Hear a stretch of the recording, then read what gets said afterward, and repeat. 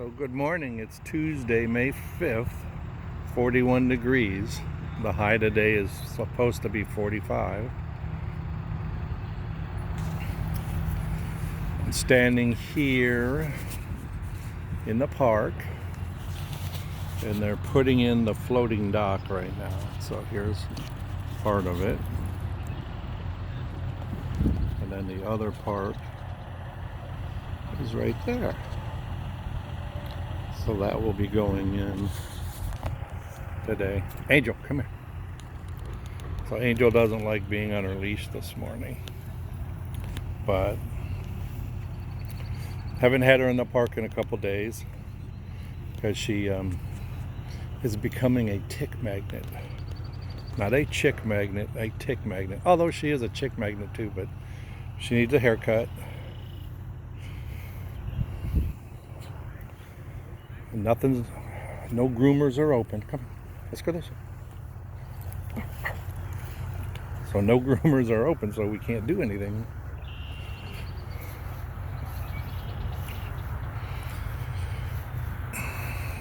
So had new faucets, outside faucets put in yesterday. They're all, they call them frost proof or freeze proof. The faucets themselves are, the hardware is about 2 feet long, and everything washer related and valve related is inside the house, so it stays warm in the wintertime. And because they were so low to begin with, the plumber put them up to where they're like a foot off the ground. It's not ideal. Probably would have been better to go higher, but that's better than 4 inches. So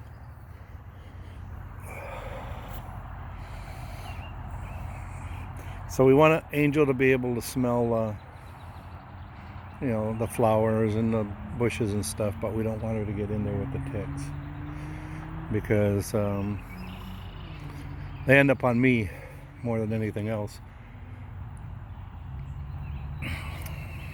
And I did find a product to spray on her.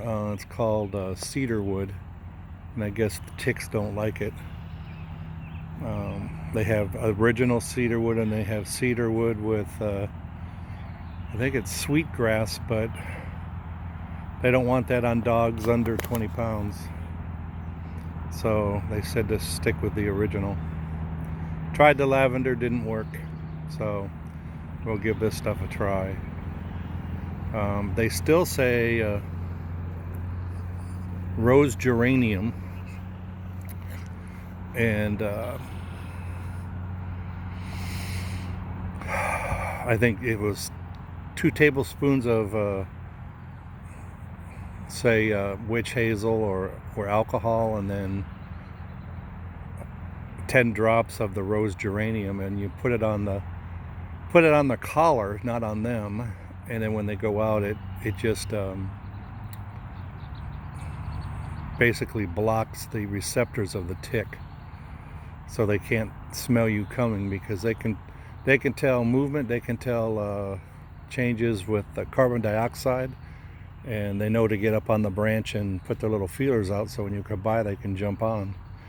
I did send 2 of the ticks I found, I took pictures of and sent to Department of Health, because they have a website where they can tell you what it is. And both the ones I sent in were dog ticks, which don't bite humans and don't carry Lyme disease. The only one that carries Lyme disease is the black tick, or commonly known as a deer tick.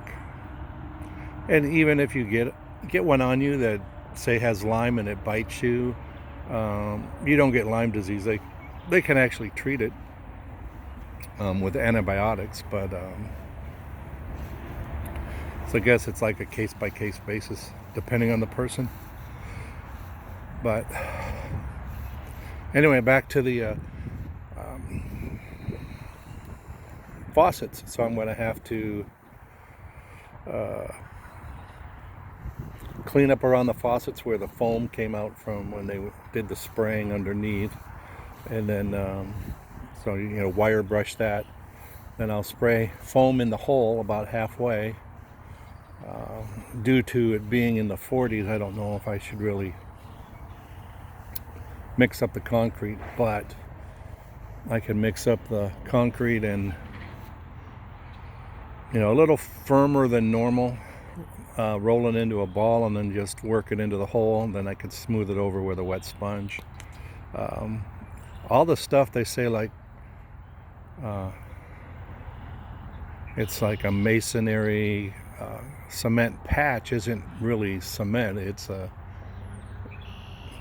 polyurethane, and I really don't want to do that. I want to try to match the cement to the cinder block, although in a couple areas I'm going to just put a Flex Seal over it. I forgot what color Gene wanted, black or white.